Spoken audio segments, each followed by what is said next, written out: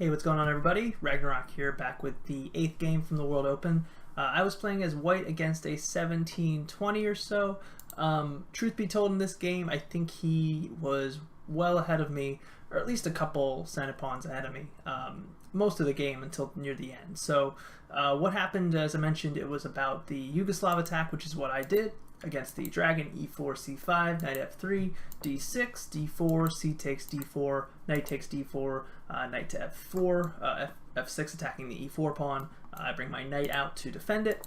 G6, bishop to e3, bishop to g7, f3, castles, queen d2. Pretty much the same thing as what happened in the last game, except I could have played bishop c4 here. By playing queen d2, next most people will play knight to d6, and then I brought bishop out to c4, just defending against the pawn push here. Now he took my knight, and this is again the point where I started to kind of think what's going on here, because why does he want to take that knight? Probably just to get my bishop and queen off of this diagonal.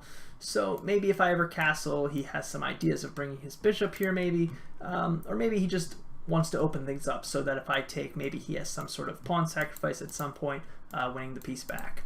So I take back with bishop, and then he brings his bishop out to e6. Now, the engine says this move, knight to d5, is a mistake, but let me walk through my thinking here anyway. If I take back with this bishop, his pawn will take, and he'll eventually get d4, d5 in. So I think that would probably put him at a little bit of an advantage. Now, maybe if I castle, he pushes the pawn, maybe I push here, knight kind of has to go back here to defend the pawn. Maybe this is better for me. Yeah, I mean, I guess this pawn structure is just kind of tough to break through. Even though, like normally these pawns here, I would have a gap here on d6. I would just bring my knight up here, knight over here. But because there's this pawn defending against this, it's a little different. So I wasn't the biggest fan of this formation, so I wanted to block that, and I didn't want to move my bishop away and give him this square, and then he would just play d5 anyway.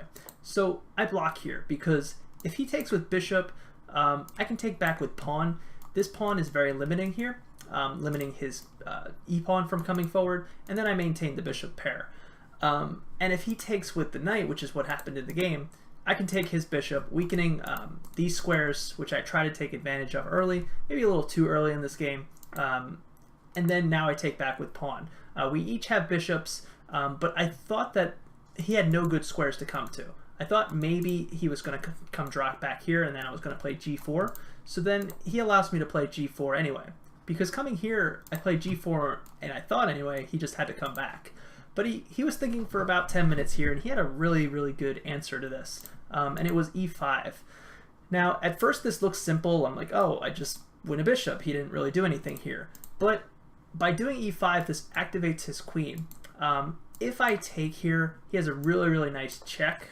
It doesn't matter if I block with queen. If I move my king, let's say I block with queen, he wins the bishop back and possibly eventually this pawn.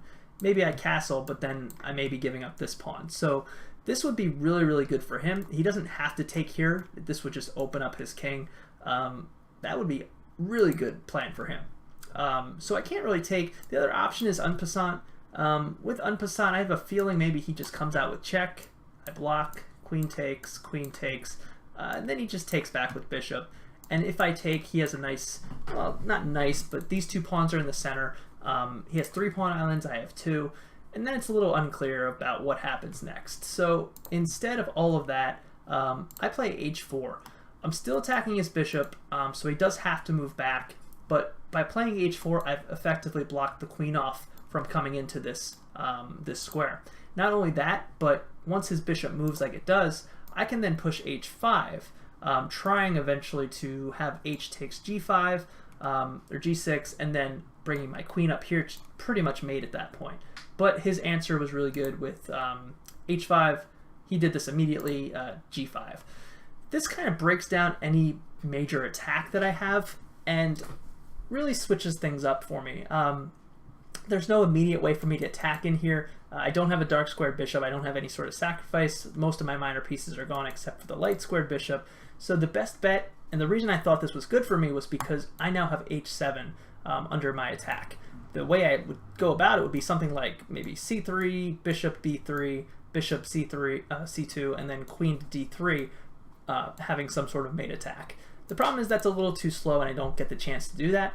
But he comes, I come in here with check, and I thought about this for a while too, because if he came up here, I think it would have been really good for me. I probably would have done maybe check here first, because now he goes over here. I think the plan was to come here, queen to b4, attacking both of these pawns with check, and if he tries to block it in any way, I think either I win this pawn right away, or maybe I can do something with my queen to get over here first. I don't know, probably safer just to take this pawn. No major attack here yet, and his queen's kind of tied down holding up these pawns here. So with this, I would just move my bishop, get my pawns moving, castle my king, and I think this will be a one game. So he really can't come forward is the point there. So he goes back. If he comes back here, this creates problems. I think the same idea. Bishop, queen b4, queen e4, and then attacking this h7 pawn. So instead he goes queen h8. Now the reason I like that is because his king is out of play, and then I do have, it's almost as if he's back ranked here, and I've got some mate ideas if I can get a rook on the back rank. So I bring my bishop back, just kind of starting my plan. Now he goes to f6. I was expecting him to come up here, and if he came here, this kind of looked good for me because I would take, if he takes back, I think I would probably bring my rook up here. If bishop takes, probably take back with queen, eventually castle, get my other rook on the g file and attack this weak pawn. Something like that. Maybe even just bring my king up. I don't know, it's a little dangerous with that queen there, but instead he played f6, and I still saw this hole, so I tried to do something about that hole if I could, but I really didn't have any plans, and I think at this point the engine recommends bringing the rook up, but I just castle. So he brings his queen over, and this is where my plans start to be a little short-sighted. You want to have long-term plans, and my plans were really maybe one or two moves at a time at this point. So I brought my rook over so that I could push this pawn. However, you know, if he does this, which he may eventually do, if I push, you know, it's a weird plan. I take, he takes, then I take the queen. That would be really good because I'd win the bishop, because if he tries to save the bishop, I've got, well, this is pretty much over. Let's see. Check, well, maybe even just check over here, push this pawn, and eventually try to queen it. So why didn't I do that? Let me think. He played a5. There's got to be a reason I didn't do that. Yeah, I played queen over. Wait, does this work? f4? No, I think it didn't work because he takes this pawn, and I think that's why I moved my queen to e2. But the engine doesn't like it, and I don't like it having played the game now. I guess I got lucky winning this game.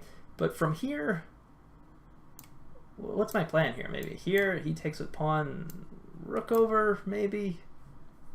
Where's this bishop go? Back here. Maybe I win it. I don't know. It's not a bad plan. Maybe it works. I think I just kind of overthought giving up this pawn. I don't know. I kind of like that idea. Let's look at it one more time. Because yeah, if he takes here, queen takes, it's a pawn trade.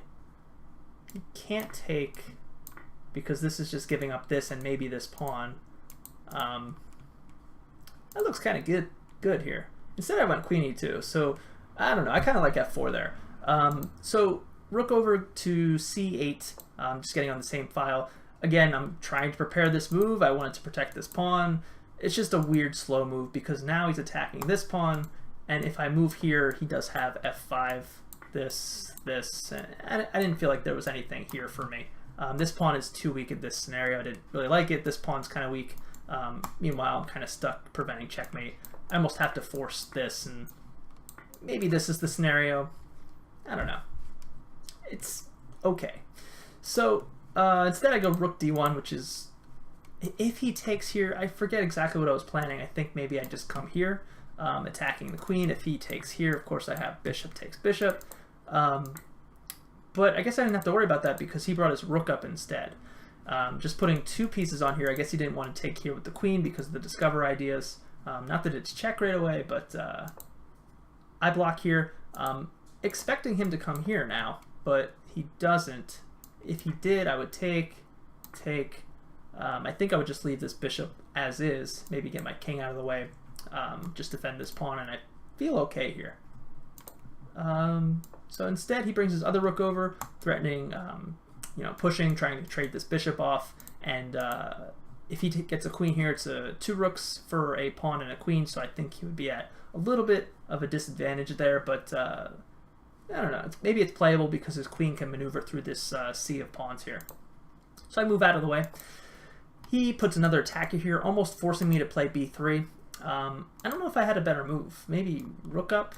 I don't know. I kind of have to make this weakness, but with the a pawn here, he's eventually going to play a4. He brings his bishop right back. I thought he was going to come here, actually. And actually, before that move, I thought he was going to come here right now. Because if I come in here, I think this looks kind of good for him, right? Wins this pawn?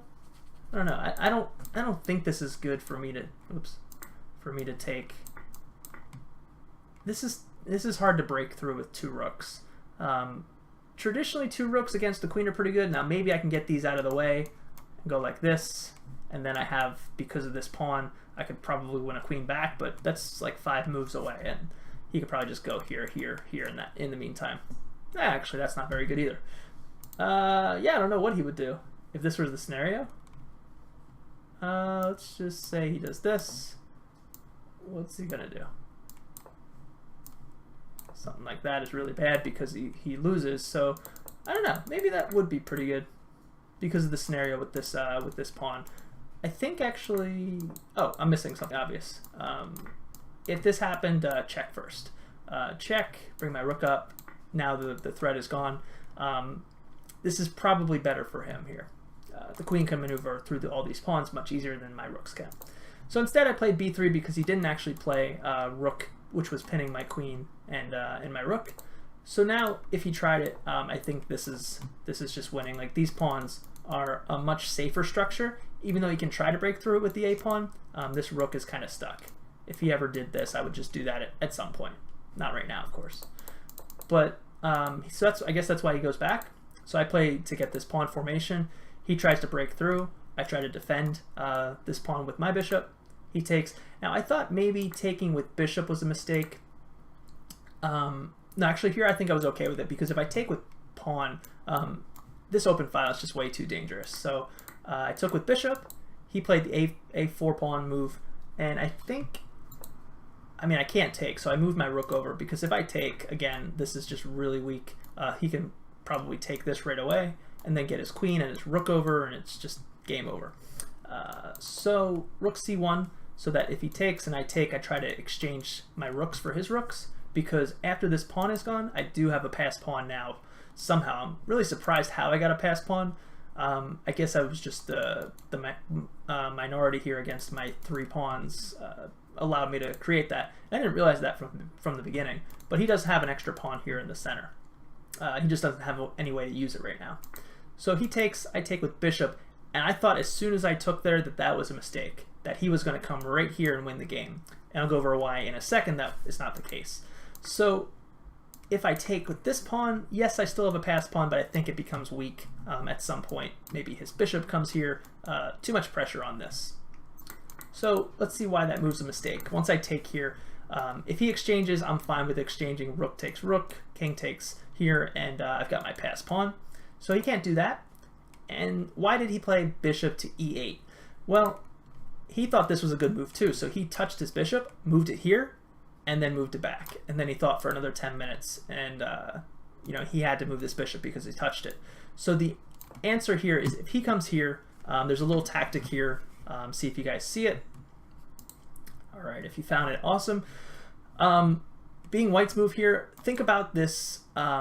As I mentioned earlier, the king is stuck here. If I check him and these pieces aren't on the back rank, then he has to give up his queen to block it. So the tactic here is queen takes bishop. If he does anything else, I've just won a bishop, as you can see. So if he takes the queen back, I take rook with check. There's no other move now except queen block, rook takes, and I'm up a bishop, and I have a passed pawn. So that was the scenario I guess he saw as soon as he touched his bishop, so he instead went to bishop to e8. Now this creates some issues too, or some strengths for him too. His bishop can now come to this file, which is really, really strong for him. So I start trading. As I mentioned, my goal was to trade, and here's where I get a little bit too passive. I'm nervous now that he's going to check me and win this pawn, so I just defend it, allowing him to come in here. This is really, really a strong file for him to control, and it's kind of a weakness that I gave it up. So I bring my king up just to try to get my rook over here. Also defend against this check which was coming. So he brings his bishop over here, I guess, to try to break through with the f5 pawn. I bring my queen over. The main goal here was so that I could bring my rook over, because I couldn't do it right away. If I brought my rook over earlier, it's just a gone rook. He would just take it. So I go over here so that I can bring my rook to c1. He brings his king over, rook over, king over again. Now he's out of the corner, but really doesn't have any squares to come forward to. Everything is blocked on the third rank. So I take his rook, he takes my queen. I try to trade queens so that this pawn just easily queens, because I figured if he takes here, there's no way for him, I don't think, to block this pawn from queening. I think I would just do something like this. Like his time trying to block this, I win this pawn, and if he comes back, this is just going to win. I think I missed one move there. Probably better here is to come up. So just kind of slowly work in, and this is going to be a win. So instead, at this point, he checks me. I block with bishop, and then this is probably my favorite moment of the tournament. I actually had a friend of mine come over and watch this game, and he came over at this point and saw this awesome combination. So taking this bishop here, really you'd think you'd want to take this queen back, you know, and he would take here. It's just an exchange. You have an extra pawn, but there's something way better here. Once he's taken with the bishop, I'm not forced to take back right away. As I mentioned, the king is stuck up here, so I go with queen to c8. He checked, he moves up. There is no escape. I check. He has to go somewhere to the back rank. If he ever goes to this square, it's checkmate, so he has to worry about that. So he comes up to e8. Check again. Now, he could have tried some sort of repetition, but I think if he came back here, I now would have come in here, check, and the same thing would have happened. So what happened here, come in here to e6 with check. No matter where he goes, I'm grabbing a pawn. Again, he cannot go to this square, so he has to go to e8 again. Check. Check. I grabbed another pawn. He comes forward. Check again. Check again. He cannot go to g8 again. So e8, and I take the pawn on e3. So I have e5. So I've grabbed 3 pawns. Still haven't grabbed this bishop, so I'm down a bishop. He comes up here. Check. He is forced to go to d8. There was no other square he could go to. Check on d6. King goes back to e8, and I think I'm done pawn grabbing, so I come back here to c6, and full circle come back to take the bishop. So now if he takes, I'm going to grab another pawn, and meanwhile I've gotten rid of all 3 of these central pawns. So let's look at that again. That was really cool. So check, check, check, check, check, check, check, check, check. What is that, about 10 checks? And come back and grab the bishop. So he just kind of looked down and said, he looked up and he said, well, that was fun. So yeah, he was a good spirit about it, I guess. But I'm pretty far ahead at this point because I got 2 passed pawns. All he has left is a lot of checks. So I block. My goal here now is to get my king up here and then threaten checkmate, try to trade queens, and have him run out of checks. So he can never take my queen. All I really have to watch out for is potential stalemates. And so from here he had no checks left. So that's why he had to come up here. So I push the pawn because if he takes, I block, and then I'm going to win this king pawn endgame. So he checks, I move over, check, king up, check, queen blocks. And I think, I don't know why I ran out of the notation here, but I think the move, yeah, because he checked here. I think I went, let me try to recreate it. Something like this. No, I think maybe he did this. and I moved over. The point is that he eventually ran out of checks. I think he eventually had his king up here, but there was really nothing that he could do at this point. Yeah, I don't have the very end, the last couple moves of the notation, because we were both very low on time. This was about a 5-hour match, almost at the max. So at this point, once he runs out of checks, I do have checkmate ideas, or I just start pushing this pawn up. So that was the game. Really, really exciting there. I was behind for a while. I guess the main moral is don't go after the short-sighted plans like I did there. Try to plan a little bit further. And maybe F4 would have worked in the end. I don't know. I'll have to check it again. But hopefully you guys enjoyed this. Round 9 is coming at you soon.